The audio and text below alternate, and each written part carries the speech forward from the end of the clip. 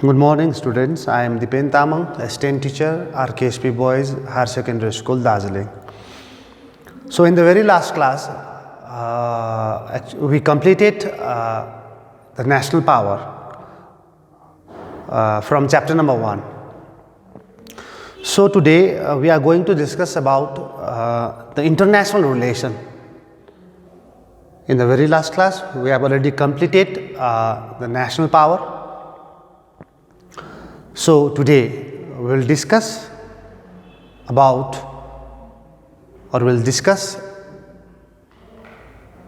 regarding the international relation. So before we start international relation, I would like to focus on the subject, why international relation. International relation means आज अन्तर्राष्ट्रिय सम्बन्ध भन्ने बित्तिकै हामीले देश देशमाझको सम्बन्ध बुझ्छौं, जुन चाहिँ सम्बन्ध अन्तर्राष्ट्रिय तहमा हुन्छ, इन्टरनेशनल स्पेयरमा हुन्छ। तर यहाँ सबभन्दा इम्पोर्टेन्ट कुरो बुझ्नुपर्ने कुरो चाहिँ के छ भन्दाखेरि अन्तर्राष्ट्रिय सम्बन्ध बनाउनुको कारण चाहिँ के हुन्छ त? Why there emerged or the world realized to build a relation worldwidely or internationally? Why? किन चाहिँ भन्दाखेरि चाहिँ हामीलाई थाहा हुनुपर्छ, we have to know that हामीलाई थाहा पनि छ कि 1914 1919 मा फर्स्ट वर्ल्ड वार लडेको थियो। त्यो वर्ल्ड वार इंटर वार पिरियड्समा अथवा त्यो युद्ध भइरहेको बेला अथवा त्यो युद्धले अथवा त्यो प्रथम विश्व युद्धले विश्वलाई एउटा टेरराइज गरेको थियो। विश्व नै आतंकित बनेका थिए। अनि अब यस्तो खालको विश्व युद्धहरू नहुनुको लागि चाहिँ अन्तर्राष्ट्रिय तहमा सम्बन्ध गाँसिनु पर्छ, इन्टरनेशनल स्पेयरमा सम्बन्ध गाँसिनु पर्छ। यदि आज विश्वभरि नै अथवा इन्टरनेशनली आज सम्बन्ध एक अर्का देशमा सम्बन्ध गाँसिन्छ भने, आज उनीहरुमा एउटा फ्रेन्डली रिलेसन हुन्छ भने त्यहाँ हामीले के देख्छौं र के पाउँछौं भन्दाखेरि लेस पोसिबिलिटीज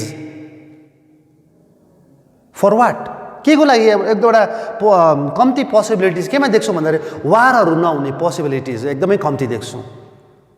के कारणले, केले गर्दा अथवा के गर्दा चाहिँ हामीले वारहरु अथवा यस्तो डिस्प्युट्सहरुलाई हामीले हुनुदेखि हामी एकदमै बाँच्न सक्छौं भन्दाखेरि चाहिँ the medium, the means is only by creating a relation between each other states. आज एक अर्का देशमा रिलेसन सम्बन्ध गाँसेर अथवा एक अर्का देश टाइप हुन्छ, रिलेट हुन्छ, उनीहरु माझमा साइनो गाँसिन्छ, रिलेसन बनिन्छ भनेदेखि then only we can see the less possibility for war. So, relation, international relation बनिनुको मेन अब्जेक्टिव्स, अन्तर्राष्ट्रिय सम्बन्ध गाँस्नुको मेन अब्जेक्टिव्स, मेन उद्देश्य is to reduce the possibilities of the war. Like World War I, which took place in 1914 to 1919. After this World War, or within the interwar period, within the interwar period, the people of the world realized that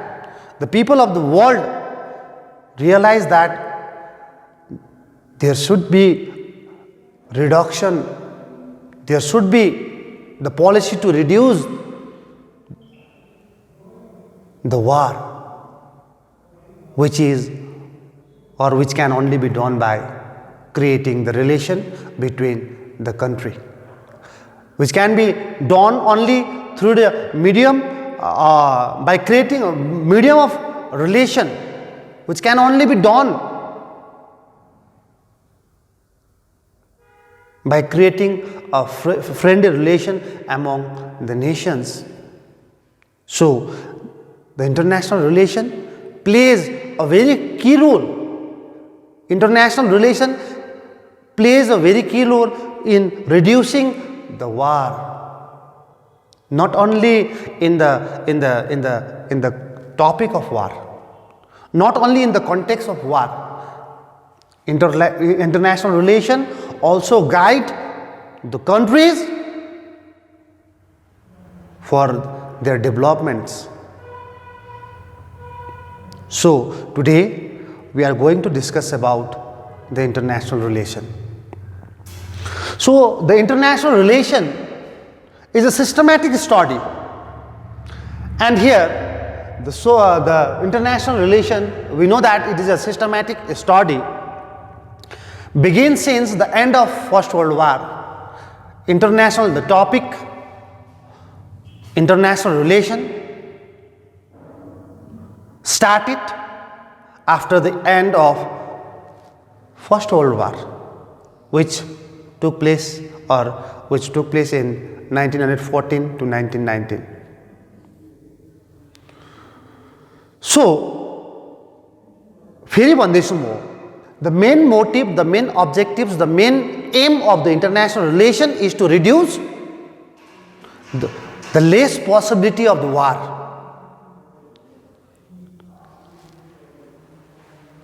The main objectives, the main motive of the international relation is to tie up with the relations with other countries for the better life.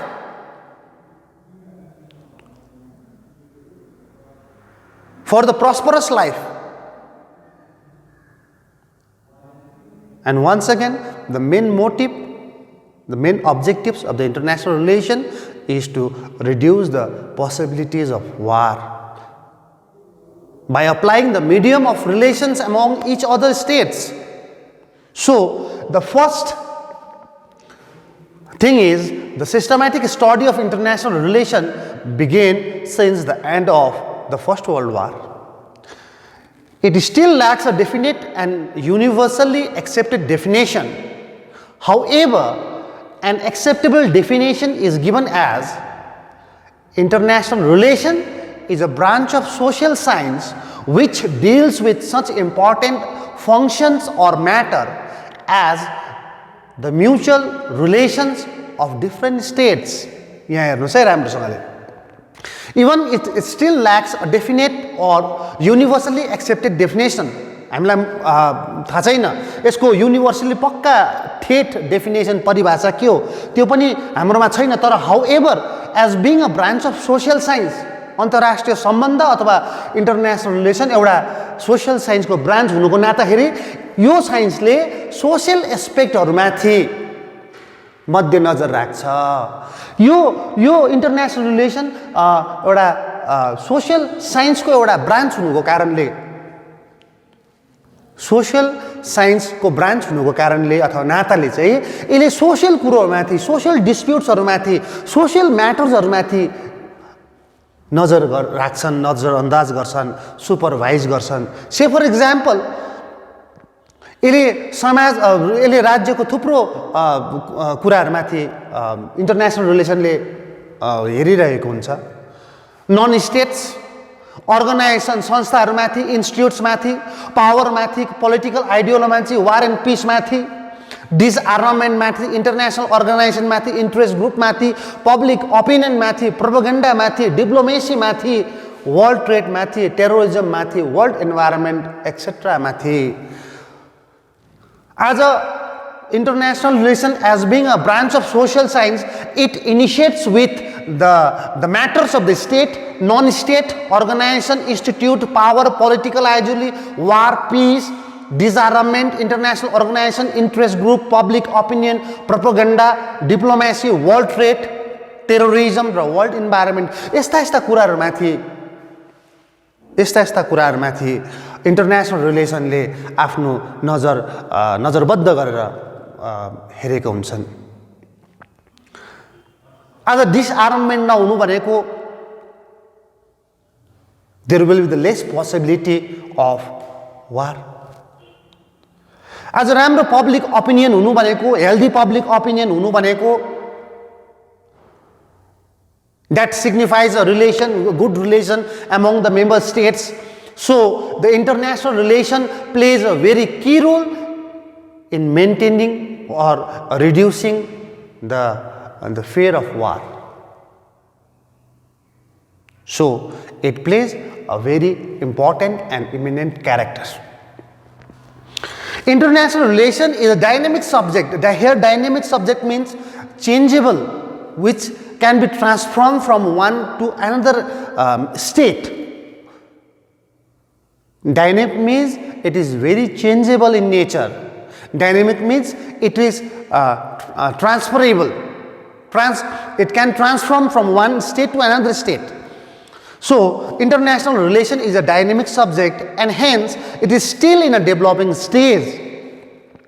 We know that international relation is a dynamic subject which can be changed from one state to another, and hence till date it is in a developing state.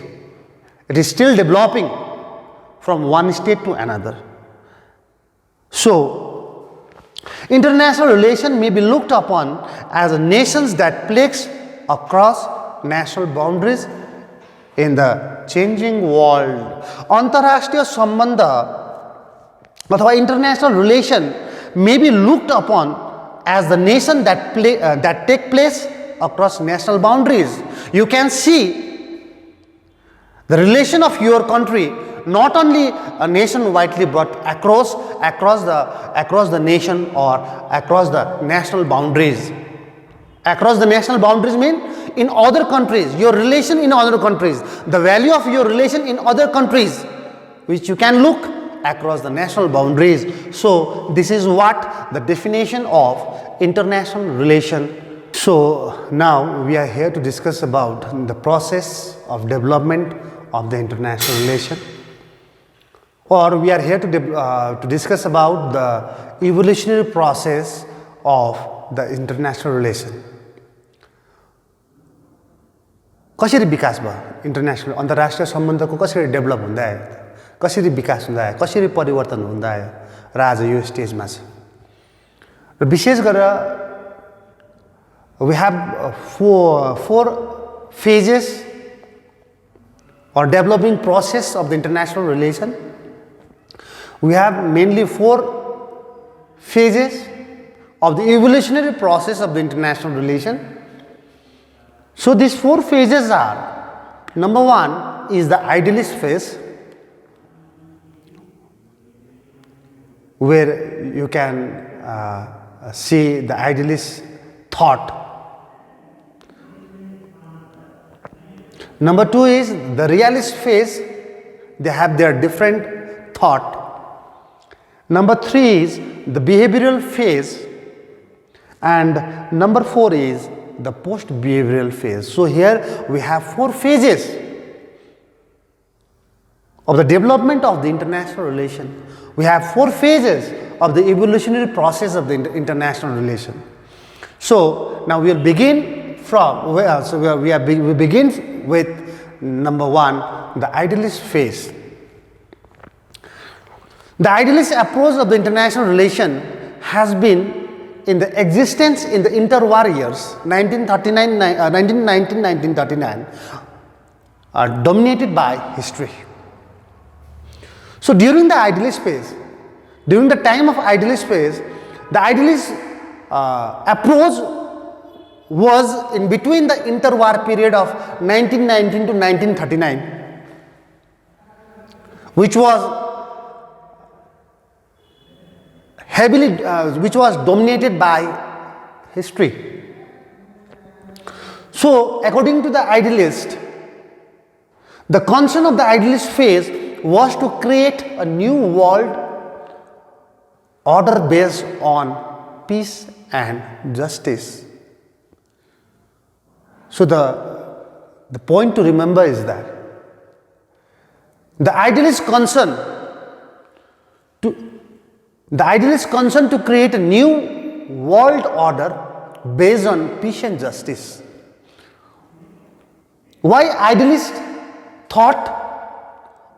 Why idealists make concern to create a new world which should be order based on peace and justice? Why? Because the idealist approach of international relation has been in existence in the interwar years.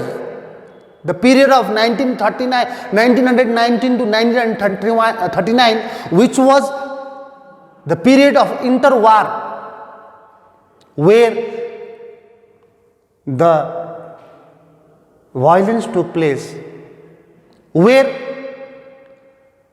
there was a bloodshed,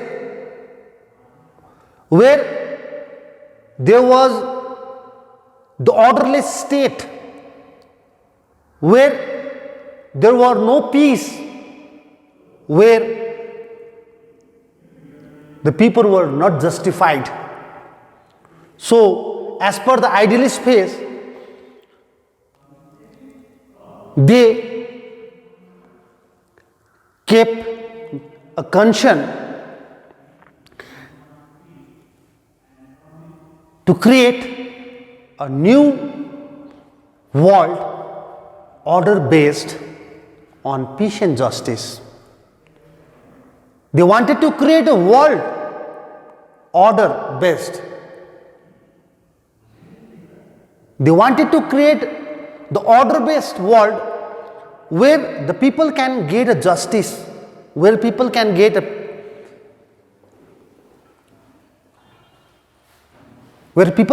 justice, where people can feel peace.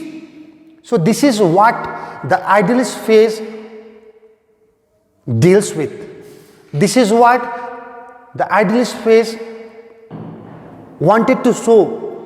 This is what the idealist phase wanted to create, the world on order based with peace and justice. So the main exponent of this idealist phase was Alfred Zimmern and J.T. Shotwell. Alfred Zimmern and J.T. Shotwell plays a very key role during the idealist phase. They were the supporter of, they were the heavy supporter of the idealist phase. Zimmern and J.T. Shotwell were the supporter of the idealist phase. So this is what the idealist phase is. Number two is the realist phase. In the realist phase, this approach believed that the doctrine of power politics provide a guide both as to how foreign policy would actually be formulated and conducted. Here, in the realist phase,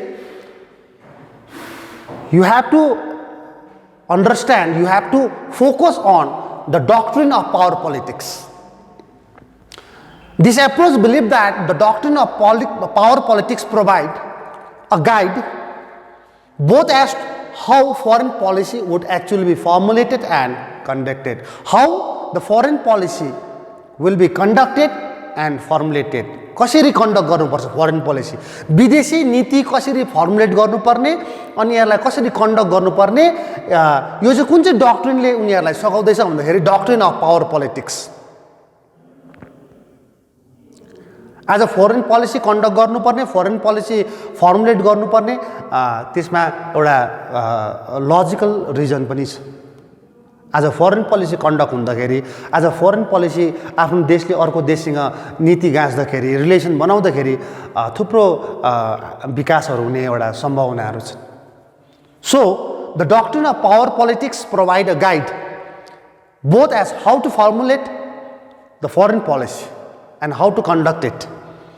They firmly believe that politics in the last analysis was a struggle of power. In the last analysis, पहिलाको analysis गर्यो भने, पहिलाको उयोहरू हेर्यो भने पोलिटिक्सलाई उनीहरूले कसरी हेर्छ, पोलिटिक्सलाई उनीहरूले कसरी हेर्छ भनेपछि पोलिटिक्सलाई उनीहरूले हेर्दैछ स्ट्रगल अफ पावर. पोलिटिक्स भन्ने बित्तिकै सङ्घर्ष के को सङ्घर्ष क्षमता हत्याउनुको सङ्घर्ष क्षमता प्राप्तिको सङ्घर्ष the study of power politics means politics simply means the struggle of power and every state acted to increase its power त्यो एउटा स्वाभाविक हो स्ट्रगल अफ पावर भन्ने बित्तिकै पोलिटिक्स भन्ने बित्तिकै हामीले स्ट्रगल अफ पावर बुझ्छौँ भने प्रत्येक देशले प्रत्येक राज्यले आफ्नो देशको क्षमतालाई वृद्धि गर्नु चाहन्छन् अथवा इन्क्रिज गर्नु चाहन्छन् सो दिस इज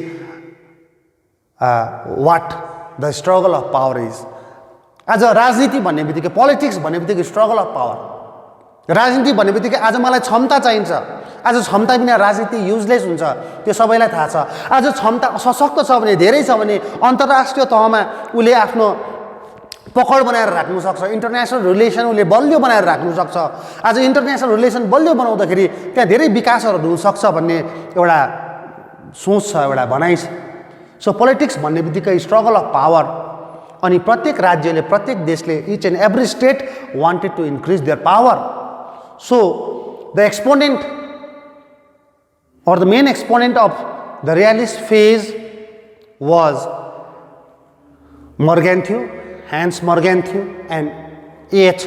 Carr.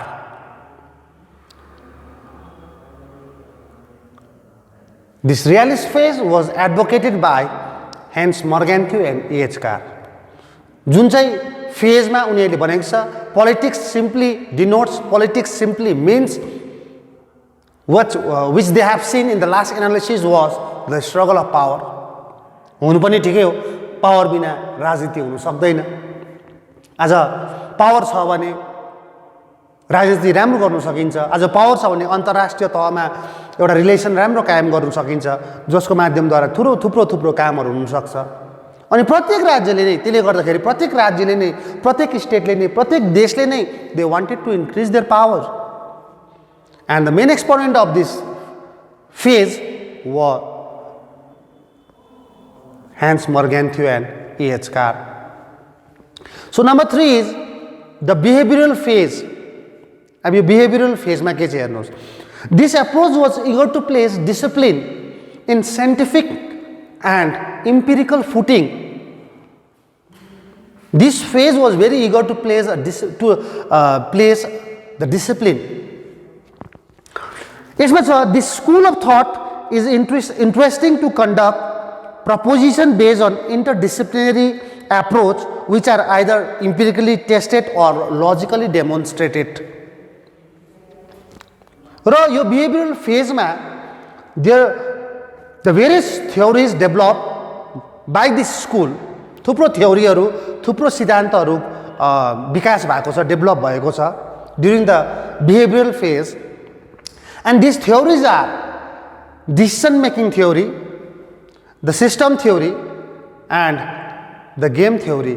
जति पनि यो तीनटा थ्योरीहरू छ decision making theory the system theory the game theory यी सबै थ्योरीहरू एउटा डिसिप्लिनरी अनि साइन्टिफिक अथवा इम्पेरिकल फुटिङमा भएको कारणले गर्दाखेरि यो थ्योरीहरू विकास हुन सक्छन् भने यो थ्योरीहरू त्यो बिहेभियरल फेजमा विकसित भए अथवा उनीहरूले विकास गरे डेभलप गर्यो. So the main exponent of this behavioral phase were Morton Kaplan, Richard Sander and others अरू अन्य जसले यो बिहेभियरल फेजलाई समर्थन गरे यो बिहेभियरल फेजलाई टेवा पुर्याए जुन चाहिँ टेवाले गर्दाखेरि जुन चाहिँ साथले गर्दाखेरि जुन चाहिँ उनीहरूको साथले गर्दाखेरि त्यो स्कुलले त्यो बिहेभियरल फेजले अथवा बिहेभियरल स्कुलले थुप्रो थ्योरीहरू विकास गर्न सके. त्यो थ्योरीहरू हुन् एउटा हो द डिसिजन मेकिङ थ्योरी अर्को थ्योरी हो द सिस्टम थ्योरी अनि अर्को थ्योरी हो द गेम थ्योरी. अब last point number 4 or these are last point, this is the post behavioral phase. Post behavioral phase, behavioral phase को पछाडि